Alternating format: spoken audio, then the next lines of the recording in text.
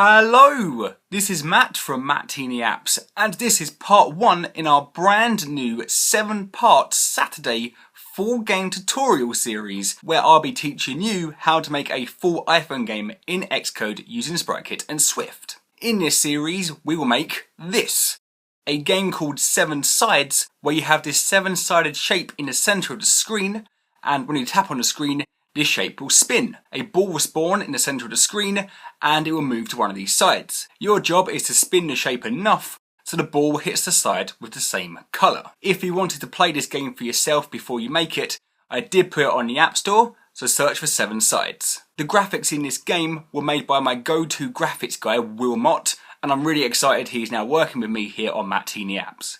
If you love his graphics as much as I do, and wanted him to make the graphics for your own project, his full contact details are down in the video description, and there you will also find all the rest of the credits for this game. Now before we jump in and start making this game, I just want to quickly say, I will be explaining every step to make this game as we go through this series, but if you're completely new to the coding language Swift, I highly recommend checking out the Swift free series on this channel. As well as all the basics, in this series we will be using arrays, loops, enums, structs and classes, so if you're not sure about any of these areas, please go check out that series, and that's where you can get the most out of this series.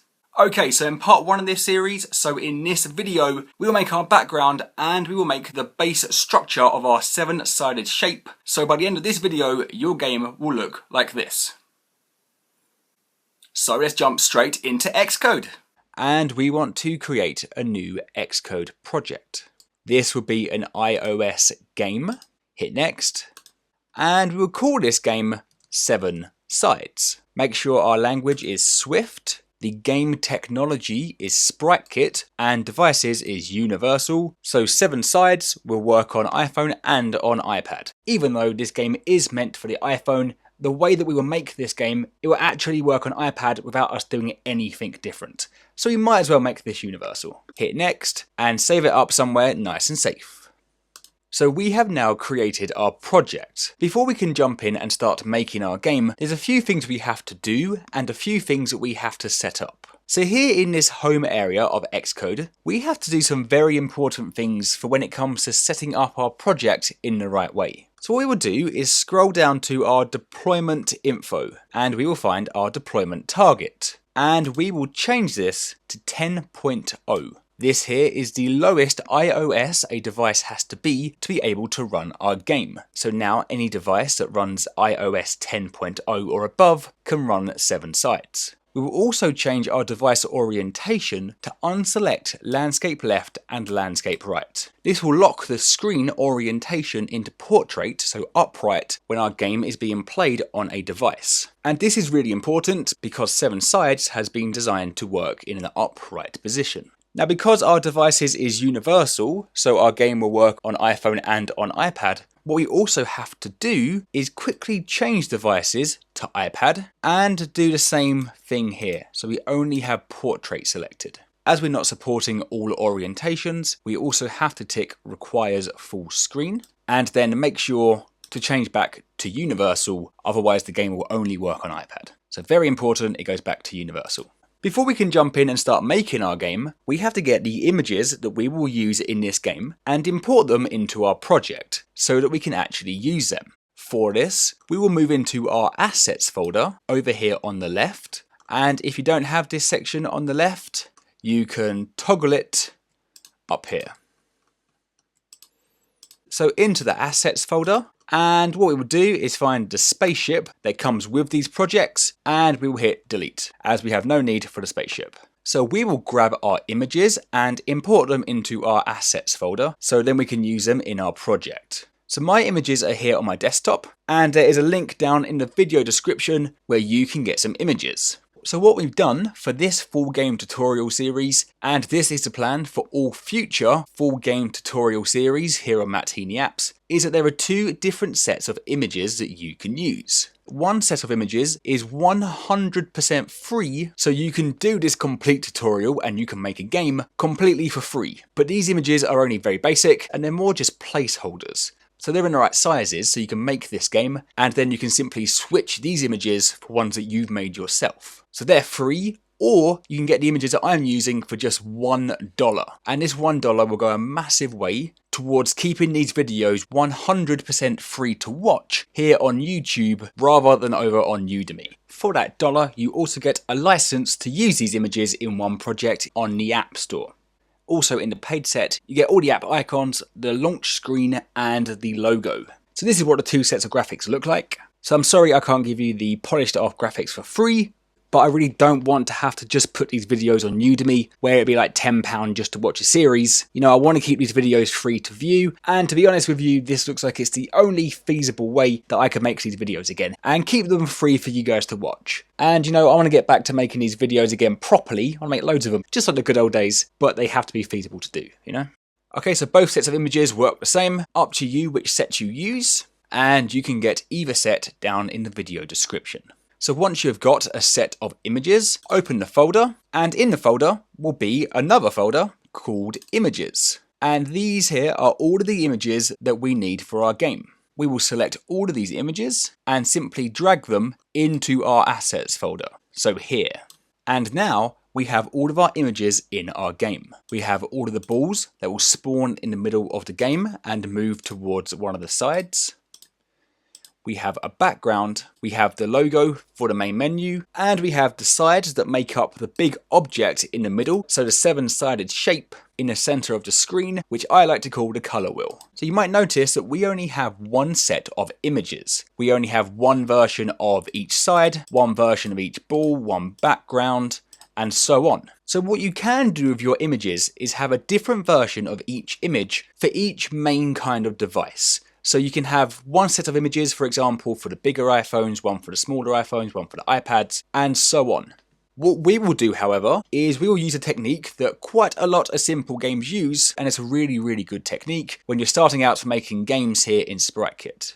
Basically, what we will do, we will make our game work on one set size, and this will simply scale to work on every single device. And these images have been made in that size. So now we can simply make our game work on one set size, and this will scale onto every device. So this way we can make our game work on every iPhone and on every iPad using just one set of images. So we now have all of our images in our game, and we are ready to start making our game. Okay, so in this video, we will start to put some of our game together. We will do this in what is called the game scene. Here in SpriteKit, everything is done through scenes, and every major part of your game will be a different scene. So for example, you would have a game scene where your game will take place. You'd have a main menu scene for where your main menu would be. You'd have a game over scene for when you get game over, and that would show you your score, your highest score. Have a restart button, for example. You'd have an options scene, a credits scene, a how to play scene, and different scenes for each major part of your game. So in a way, every different screen in your game would be a different scene. So later in this series, we will make a main menu scene and a game over scene. But to start with, we will focus purely on the game scene to make our actual game. So here in SpriteKit, there's two different ways that we can build up a scene. The first way is fully through code. We can code to create each object in our game and then make each object do something. The other way is that we can use a .SKS file or a SpriteKit scene file, which effectively is a drag and drop system for building the objects in your scene. And by default, we're actually given an SKS file over here, so gamescene.sks. And what you can basically do here is just drag objects onto the scene.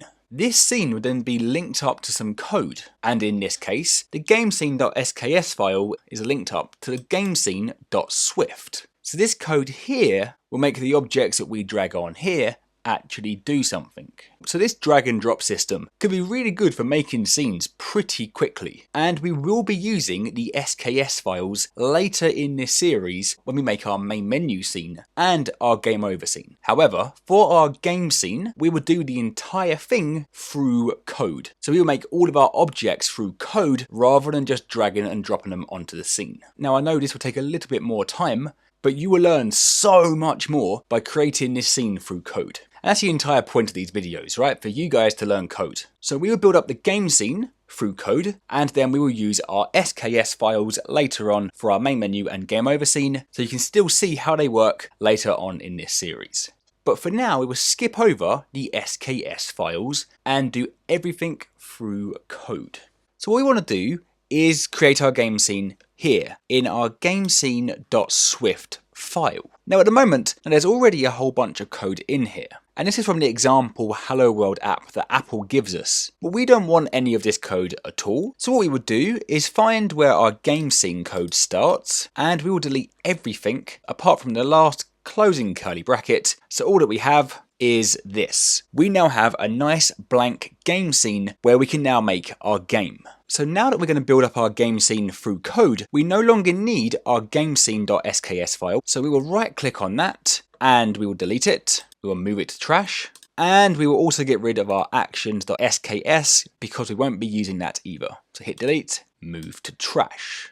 Now there's one very last thing that we have to do before we can actually start working in our game scene. Even though we've deleted our SKS files and we will build this all through code, our game will still try and load up our starting game scene through an SKS file. We have to change this so it will build up our entire scene through the code. So what we will do, we will jump into our game view controller.swift over here on the left. And basically the game view controller is controlling a view behind our game that will be there the entire time. And this view will show us a scene. And if we ever change scene in our game, all we have to do is change which scene this view is presenting. And this here is setting which scene will appear in the view as soon as we start our game. So which scene will appear first. And we want to look for our view did load function, which will run as soon as the view loads up. So the first thing it's going to do. And at the moment here, we are saying take the file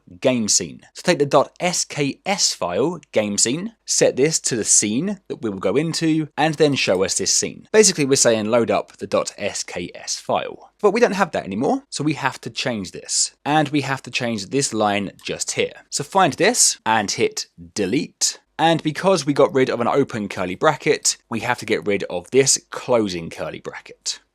Now the code that we have to change this to, so where that first line of code was, is going to say let scene equals, and this time rather than saying go to the file for game scene, so .sks, we will say go to our game scene class, so take us to our code, and here we can create the size of our scene, so we can use our scaling technique. For a size, we have to use a CG size, so we can pass in a width and a height, one more bracket at the end, and now our scene size will be 1536 in width, 2048 in height. So now when our game starts up, we will get taken straight into our game scene code and it will create this scene in the correct size so we can scale this scene onto every device. So rather than go into our SKS file, take us to our game scene and create this scene in the correct size for our scaling technique so we can use our one set of images. And now our project is fully prepped and everything is set up and we can now start to make our game. So back into the gamescene.swift and let's make 7 sides. So as you saw at the start of this video, in this video we will do 2 things. We will create our background and we will create our 7-sided colour shape, which I like to call the colour wheel. So let's start with our background. Into our game scene, and we want our background to be on our scene straight away. So what we will do in our game scene, we will set up our did move to view function. And this function here is going to run as soon as our scene loads up. So as soon as we move into our game scene, this will run. So any code between these 2 curly brackets is going to run straight away. So anything we create here will be on our scene straight away. So this is the perfect place for our background. As soon as we move to view, we have to declare a brand new object. Tell our code that we're about to make a new image. So we will say let to declare something new, and we will call this background. And background will be an image object, so an SK sprite node. A sprite kit sprite node. Sprite means image, node means object. It's an image object. Open bracket, image named. So we're going to say background is going to be an image and it will use the image, whatever we put in here. So background will use the image game background. This image here.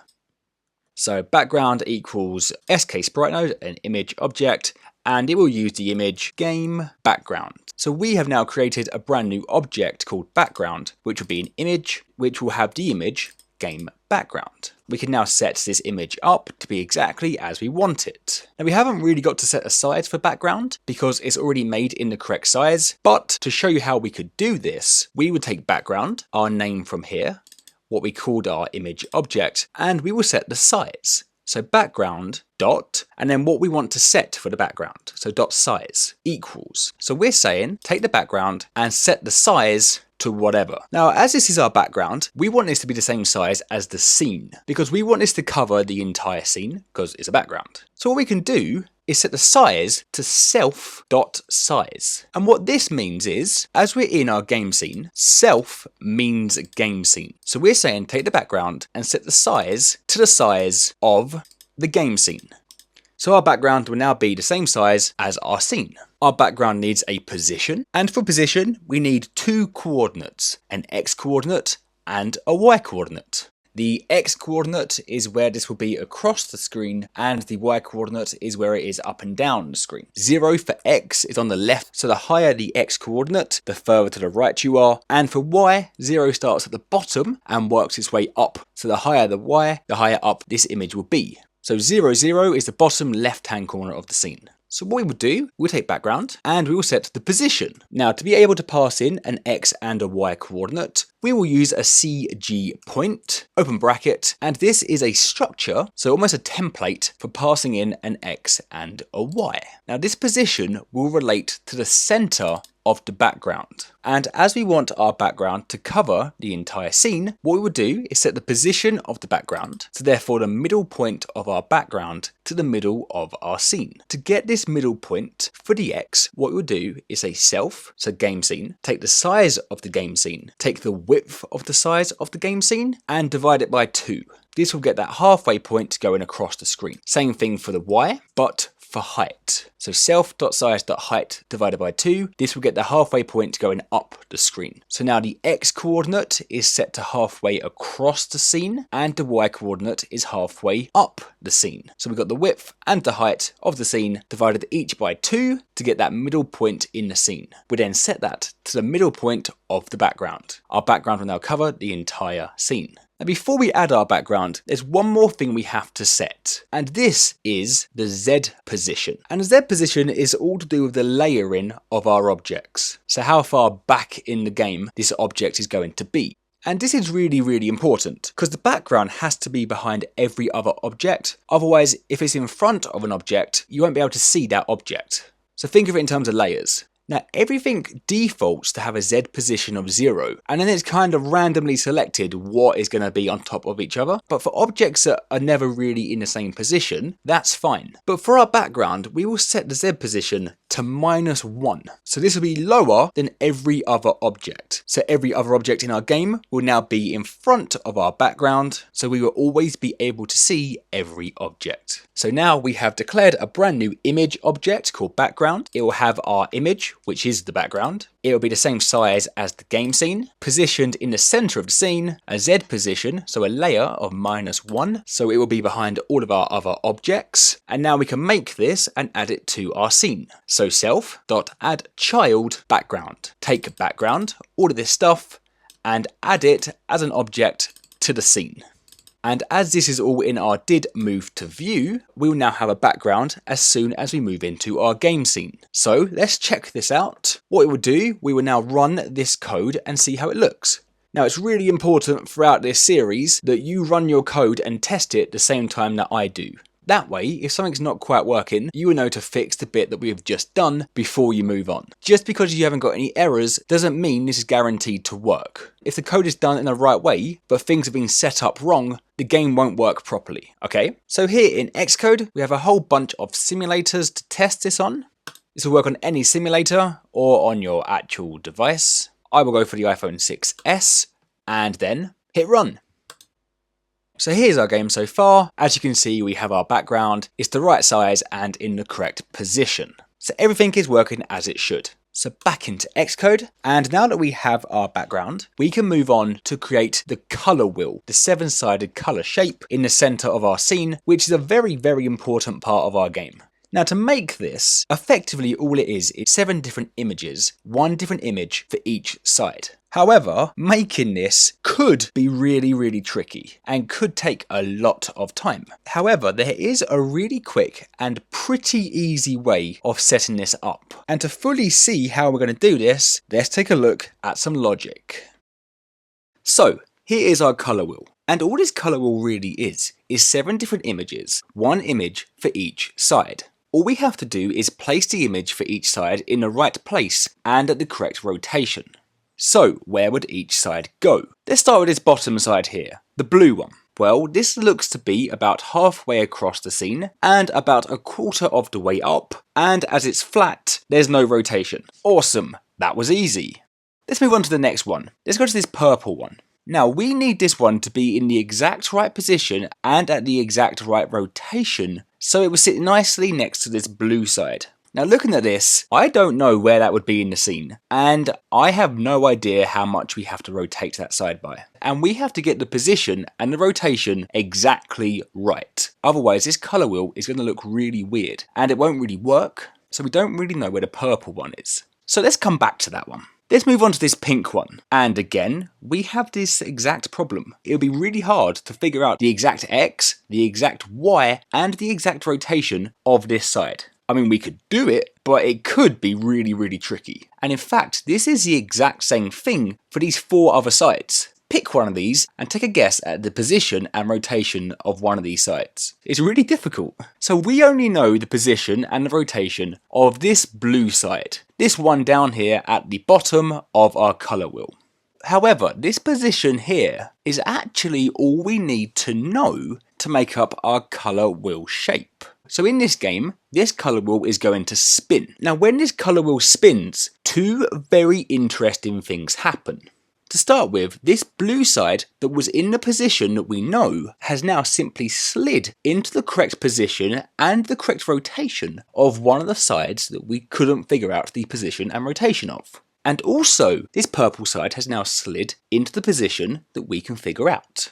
If we spin again, this blue side moves to a different side that we couldn't figure out. The purple side, which moved into the position that we knew, has now also slid into a new position that we couldn't figure out. And the pink side is now at the bottom. In fact, if we keep spinning this color wheel, each side takes it in turn to be in the position that we know. And as we keep spinning it, these sides that were at the bottom just spin into place for us. So simply by knowing this bottom position and spinning the color wheel, we can make up each of our sides. But for this, we have to set up and use an object that will act as a parent node. So what we're going to do is make a square in the center of the screen that is going to work as a base for this color wheel object. This will just be like any other object. We will then add a side in the position that we know, but rather than adding this directly to the scene, we will add this as a child of this square. So this side will still display on the scene, but now this side belongs to this square. And in a way, this side is now attached to this square in this position. And now, because this side belongs to this square, if we affect the square, we also affect the side. So if the square gets bigger, the side gets bigger. If we move the square, the side moves. And so on. So how can we use that? Well, all we have to do, after adding this side in the position that we know, is rotate the square. This blue side will then spin into the position of another side. All we then have to do is add another side in the position that we know, again to this square. We rotate again, add another side in the position that we know, rotate again, another side, rotate again, another side, and so on. And our color wheel will effectively build itself. All we then have to do is remove the color of this square, and by using the one position that we knew and this square as a parent node, we have now made our color wheel. So using an object as a parent to other objects can be a very powerful tool, because we can make other objects almost become part of a different object. we affect the parent node, and we affect the children nodes. But if we do this, there are a few very important things that we have to take into consideration. The first one being, when we add a child to a parent, the coordinate system for our positions is different compared to if we just add this object to the scene. So when we add our side to this base square, we have to use a different coordinate system. If we add it to the scene, point 0, 0 is in the bottom left hand corner of the scene, or if you're using an SKS file, it defaults to the center of the screen. But if we add an object as a child to another object, point 0, 0 is actually the center of the object we're adding this to. So when we add our side to this square, position 0, 0 is actually the center of the square. So we know where we want this side to be in terms of our scene. Halfway across the scene, quarter of the way up. But we don't know where it will be in this new coordinate system. We could figure it out, but we can really easily in our code convert to the coordinate system of any parent nodes. So whilst that is very easy to fix, it's very important that you know the coordinate system when we add an object as a child to another object is different. The other very big point is when we affect a parent node, we affect all child nodes in the same way. So if we add a side to our square, rotate our square, we're affecting the side which is a child of this square. Now the really important thing is, if we was to add another side to this square, it would be affected in the same way. It would have the correct starting position, but as we have rotated our square, this new side would also start rotated. As we want each new side to appear flat, when we set up a new side, we have to manually cancel out this rotation. Again, this is really quick to do because all we have to do is set the starting rotation of each new side to be a negative version of the amount we have rotated our square. So the first time we rotate our square, we will rotate that about 51 degrees. To make this new side appear flat, we will set the new side's rotation to be negative, however much we have rotated this square, so negative 51. Cancel out the rotation. When we spin again, the red square has now spun about 102 degrees, so our new side would also start with a rotation of 102 degrees. We will set this starting rotation to be negative, however much we have spun in the red square, so the starting rotation of this side would be negative 102 to cancel out the rotation. Same thing with all of our sides, we will just set the starting rotation to be negative, however much we have rotated the square to cancel out this rotation. So that is what a parent node is, how we can use it, how we're going to build up our color wheel, and a few very important things to take note of when using parent nodes. So let's jump into Xcode and let's code this. So that is what we're going to do. Before we code this, it's probably worth pointing out that when you use a parent node to create a sort of invisible base for something, you normally just use an SK node, just an empty object that isn't actually a square or isn't anything you can actually see. However, for this, we will use a shape node that you can actually see, so it'll help you really understand what's happening because you can actually see the object. And when we're ready, we can just switch the color of this square to clear to make it invisible. So that's why we're using a shape node rather than just an empty object. It all works in the exact same way, but this way we can actually see the object we're adding our sides to. So the first thing we have to do is create our square color wheel base. For this base, we want it on our scene straight away, but we want to declare this in a slightly different way, because anything that we declare within the did move to view or in any function, we will only be able to use that within that same block of code. So our background, for example, because we declared our background in the did move to view, we can't directly get access to our background and affect it from outside of our did move to view. And for our background, that's fine, because once it's on the scene, it'll be there the entire time, and we don't really want to affect it at all. But for our color wheel base, we will be affecting this all over our scene. We want to set it up in our did move to view. We will then affect it when we set up our sides, and it will play a very big role when it comes to spinning our color wheel when we tap the screen in the next video. So because we will use this all over the place, we will declare this outside of any other functions, but still within the game scene. So we will declare it globally within the scene. This way we can use this object anywhere in the game scene. So what we will do, we will say var, and we will call this color wheel base. And as this will simply be a square, this would be an SK shape node. And for now, just set it up as an empty SK shape node. And I will explain why in just 1 second.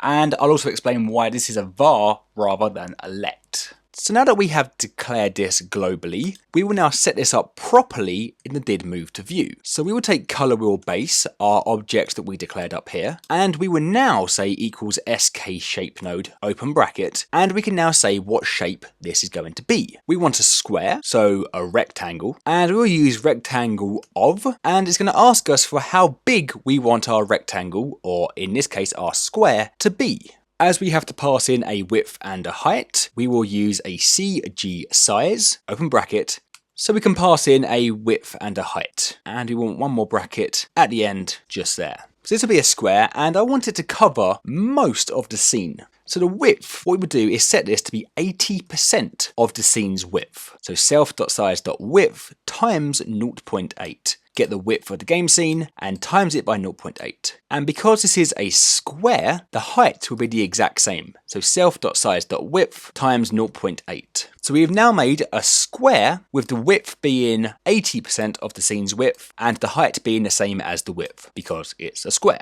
Now for this, we've had to sort of set this up twice. When we declared this, we said that color wheel base would be a shape node, but didn't set anything up. And then when we used color wheel base in the did move to view, we reset this up as an SK shape node here. And here we said this would be a rectangle with the size. This is why this was a var, because we've had to change how we've set this up as an SK shape node in the did move to view. Now what we could have done up here is actually said this was going to be a rectangle and done a size here. So why didn't we do it there? Well, we wanted our width and our height to be based on the scene's width and height. We use self.size.width. We got the width of the scene. And we can't use self globally. So we declared this globally in the scene, so we could use color wheel base all over the place in this scene, but we couldn't set this up here because we had to use self to get the game scene's width. So what we did instead was declare this as a var globally in the scene, so we can still use it all over the place, but then set it up properly in the did move to view. So declared it as almost an empty shape object globally and then prepped it fully in the did move to view so we could still use the scene's width, but we could still keep it global. Okay, so that's why we've done that. Now this will be a square, which will be in the center of the screen. So CG point with an X again, like our background, being self.size.width divided by 2, and a Y self.size.height divided by 2 to put it in the center of the screen. And we want our square for now, so we can see it, to be red. So color wheel base, and as this is a shape node, we can do dot fill color, the color inside the shape, and this will equal skcolor.red. So take our square and set the color to red. We will also do color wheel base dot stroke color, so the color of the line around the shape, and we'll also set that to red. And then we can just simply add our color wheel base. So we will now have a square in the center of the scene. Let's hit run and let's check that out, make sure that's in the right place. And there we go. We now have our big red square, which will work as our color wheel base. Now before we move on, we only said make our square be 80% of the scene's width. But this goes right to the edges. And that's because we're looking at this on an iPhone. And our scene is actually set up to work on an iPhone or on an iPad. And because the shape of an iPad screen is a bit more square compared to the long thin screen of the iPhone, we actually lose some of the width on each side of the scene when we use an iPhone. So that is why this looks like it goes right to the edge when it's only 80% of the width of the scene. So that's in case you're wondering, we lose some of the scene on each side of the screen on an iPhone, but the whole thing will be there on an iPad. But the important thing here is that we now have our big red square, which is going to work as our color wheel base. So now we can start to set up the 7 sides that make up the color wheel.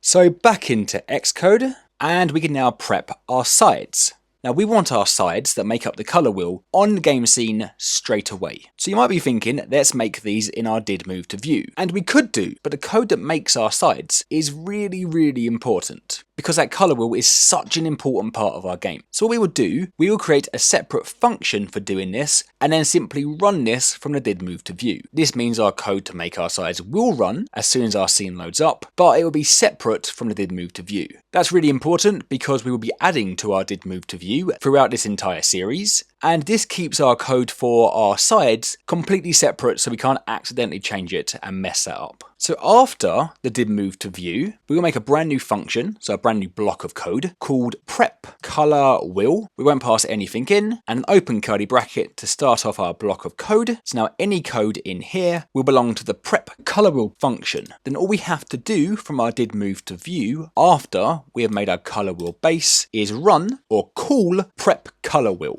So now effectively any code in here will run here when the scene loads up, but we can have this separate.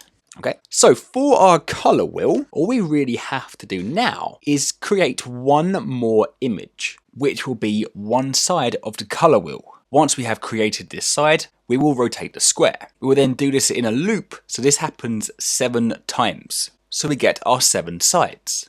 So in the prep color wheel, we will say let, and we will call this side. This would be an SK sprite node, and for now, we're only going to use one image for a side, and there's a really good reason for that, which you will see in part 2. But for today, all of our sides will be one image, and I'm going to use the image side blue. You can use any side you want. However, for now, I wouldn't use the side red because our square in the background is also red, and it'd be hard to see. Okay, so any side you want, I wouldn't recommend using the red one though. For now, our side will be side blue. This was already made in the correct size, so all we have to do is set up a position and add this. So remember, rather than adding this to our scene, we're going to add this to our color wheel base. And because we're doing that, we have to work with the coordinate system from the color wheel base. But what we can do is simply say where we want this side to be in terms of the scene and convert it to the coordinate system of the color wheel base. So after we have declared the side, we will say let, and we will call this base position. And this will be a CG point with an X and a Y of where we want this side to be in terms of the scene. So we want this side to be halfway across the scene, and we want this to be a quarter of the way up the scene. So self.size.height either divided by 4 or times 0.25 to get a quarter of the height. All we then have to do when we set the position for the side is say convert this base position to the coordinate system of the color wheel base. So equals convert point base position to the color wheel base. So this would now be in the correct position using the color wheel base coordinates. We can then add this side to be a child of the color wheel base. So rather than saying self.addChild, we will say color wheel base.addChild side. Take this side and add it to the color wheel base. So side now belongs to color wheel base. And that, as a quick bit of recap, is why we had to do this position conversion from the scene to color wheel base. So this here will create one side. That side will be the blue side. And we said add this to the color wheel base. So when we affect our color wheel base, affect this side. Because we added this to our color wheel base, we had to work with the color wheel base's coordinate system. Rather than figuring out where this side should start in terms of the color wheel base, we said we know where we want this to be in terms of the scene, to take this point on the scene and convert this to the coordinate system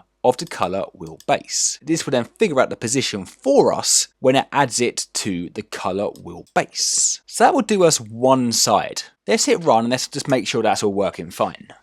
Okay, so we now have this side in place, and this side belongs to the color wheel base. So all we have to do when we finished adding a side is spin the color wheel. And we will spin this one complete turn. And in this game, one complete turn means rotating the square enough for a different side to be sat flat at the bottom of the color wheel. Now, when it comes to rotating stuff here in SpriteKit, it's done through radians rather than degrees. And I mean, we could do it with radians. We could figure it out and we could do it with radians. Now, I don't know about you, but I don't really think of rotating stuff in terms of radians. I think of stuff in degrees. So what we would do before we set this up is I'm going to show you how we can convert between radians and degrees. then when we rotate our color wheel, it's going to be a lot easier. So what we're going to do, we will basically make a function that will convert degrees to radians. That way, we can use degrees, it will convert it to radians, so our code can use radians.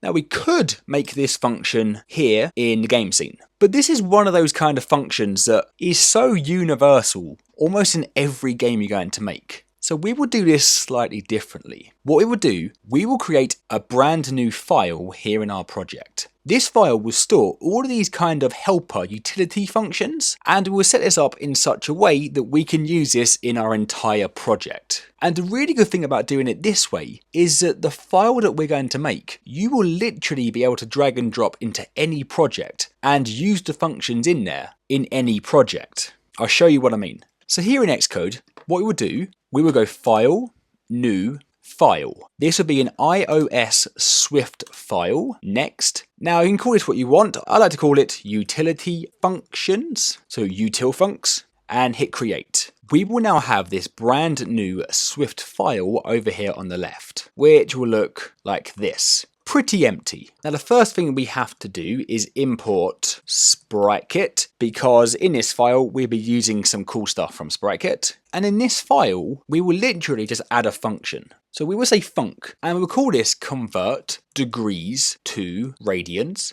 And we're going to pass in the number of degrees that we want to use as a CG float. Now a CG float is part of SpriteKit, that's why we had to import SpriteKit. And after this function, we will return radians as a CG float. So we're going to run this function and pass in how many degrees we want to use. Then this will do all the hard work, convert it into radians, pass it back to whenever we use this, so our code can use radians. And to convert between degrees and radians, what we will do, we will return degrees that we passed in times by 0.0174533. So this is just how we would convert between degrees and radians. So now what we can do, we can use this function anywhere in our project. We can pass in degrees and it will convert this into radians for our code to use. Now because of this, we haven't actually got to worry about the radians at all, and we can just use degrees. So I'll show you how this works, and then I'll show you the really cool bit about this. So hit Command B to build this so we can use it in our project. Game scene, and back to our prep color wheel. Now after we've added our side, we want to spin the base of our color wheel. We saw that in our logic video. So we will take color wheel base, and we will take the .z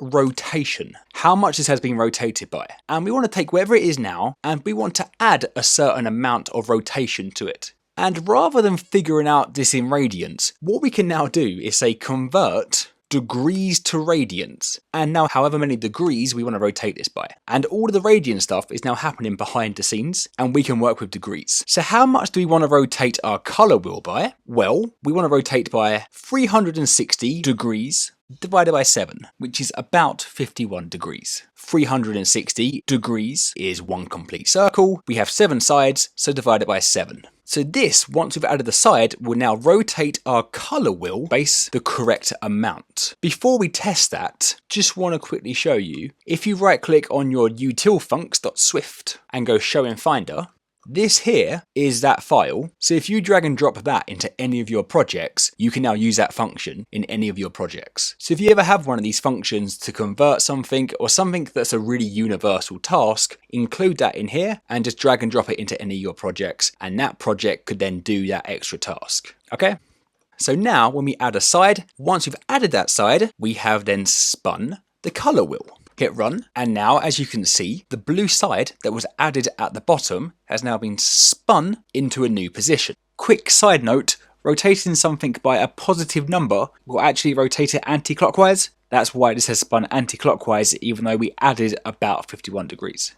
So now we're adding a side and rotating color wheel base. All we then have to do is add another side, rotate again, add another side, rotate again, and so on until we have all of our sides. So we will run this in a loop. So in prep color wheel, around all of this code here, we will set up a for loop. We will say for I in 0.6, open curly bracket, and after we have rotated this color wheel base, closing curly bracket. This will now run this code 7 times. times. And a quick recap on for loops. Basically what we're doing, we're taking this I here and setting this to 0. We're running this code here with I being 0, reaching the bottom, starting again, adding 1 to I, so it goes from 0 to 1, runs again, goes up again, adds 1 to I to 2, and keeps going up to and including 6. So 7 times. 0, 1, 2, 3, 4, 5, 6. 7 times. Now at the moment we're going to get this little warning error because this number that the loop is on has a name and we never use this number. We never use I. Now we will be using this number in the next video, but for now change I to an underscore. This will tell our code not to worry about giving this a name because we're not using this just yet. That will keep our code happy. But the exact same thing is still going to happen. We just haven't set a name for this number of the loop. So that will now give us 7 sides, and it will rotate the color wheel base after each new side has been added. There's one more thing we have to do. Let's hit run, let's have a look. We're going to get this, and that is clearly not right. As you may remember from our logic video, we have to cancel out any starting rotation of each new side, so each new side will appear flat. Otherwise, every new side will have the same starting rotation and our color wheel isn't going to work. So all we have to do before we add side is take side and set the starting Z rotation to be minus color wheel base.Z rotation. Take however much we have rotated our color wheel base and set a negative version of that to our side's starting rotation. This will cancel out any rotation on each new side, so each new side will appear to start flat. And just with that, what we've now done is added 7 sides. Each new side will appear flat, and after we have added a brand new side, we have rotated our color wheel base, so everything slides into position, so we can simply add a brand new side at the bottom of the color wheel, and then our color wheel will effectively build itself up, just like we looked at in our logic. So now hit run, and we will have our structure for our color wheel. Just like so. We now have 7 sides. I know they're all the same color, but we can deal with that next time. We now have a 7-sided shape, which will make up the base of our color wheel. Now this is cool, but we have this big old red square behind it, which we don't really want. It's playing a really important role behind the scenes, but we don't want to be able to see it. So the last thing that we will do is take our color wheel base, take the fill color and stroke color and change this to clear, so it will just be see-through. Now our shape won't have a color, so you won't be able to see it, and all you can see is the background and our color wheel. Like so. We now have our color wheel structure, and all we did was made a brand new side down here, spun it, so this one went to here, added a brand new one, spun it again, added one more here, spun it again, and kept doing this until we had all of our sides in place. So we now have our structure and we are officially underway with making our game. So that wraps up this video. In part 2, we'll make our color wheel spin when you tap the screen, and we will deal with making the 7 sides all have a different color. So as always, thank you for watching. Leave any questions or feedback down in the comments. Hit like, hit subscribe, and I'll see you next time. Goodbye.